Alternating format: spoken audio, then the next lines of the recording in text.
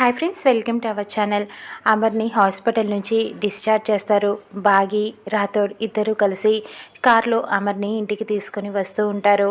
ఇక ఇంటికి వచ్చేటప్పటికి సదాశివం చాలా సంతోషపడుతూ ఉంటాడు. పిల్లలు, డాడీ వచ్చారు, తొందరగా రండి అని చెప్పి పిలుస్తూ ఉంటాడు.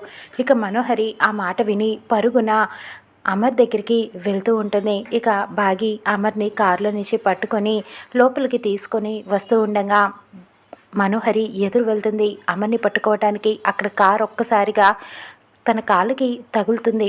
ఇక కాలుకి కూడా కొంచెం దెబ్బ తగులుతుంది. అయ్యో అని చెప్పి అరుస్తూ ఉంటుంది. అదేంటి మనోహరి, అలా పరిగెత్తుకుంటూ అంత ఫాస్ట్గా ఎందుకు వచ్చావు అని అమర్ అడుగుతూ ఉంటాడు.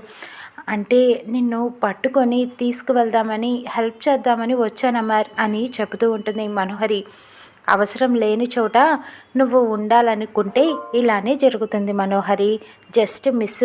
కాస్త ఇంకా ముందలకి పడి ఉంటే ముందలు ఉన్న 3 పళ్ళు రాలిపోయేయి అని చెప్పి బాగి మాట్లాడుతూ ఉంటుంది. రండి అని చెప్పి అమర్ని పట్టుకొని జాగ్రత్తగా లోపలికి తీసుకువెళ్తూ ఉంటుంది. మనోహరికి బాగి పైన చాలా కోపం వస్తుంది.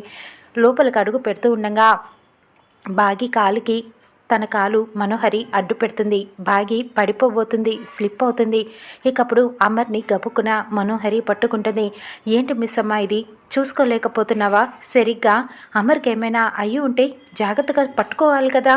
రాత్రి అంతా నీకు సరిగ్గా నిద్ర లేదనుకుంటాను. నిద్ర వస్తుందేమో, వెళ్ళి పెరుగన్నం తినేసి బొజ్జు అమ్మ అని చెబుతూ ఉంటుంది. ఇక మనోహరి, రా అమర్, నేను నిన్ను తీసుకుని వెళ్తాను, జాగ్రత్తగా నేను హెల్ప్ చేస్తాను నీకు అని చెప్పి అమర్ని జాగ్రత్తగా పట్టుకొని మిస్ అమ్మని పక్కకి నెట్టేసి తీసుకువెళ్తూ ఉంటుంది లోపలికి. ఇకప్పుడు బాగి చాలా కోపంగా చూస్తూ ఉంటుంది. మనోహరికి ఎలా బుద్ధి చెప్పనుందో రానున్న ఎపిసోడ్లో చూద్దాం.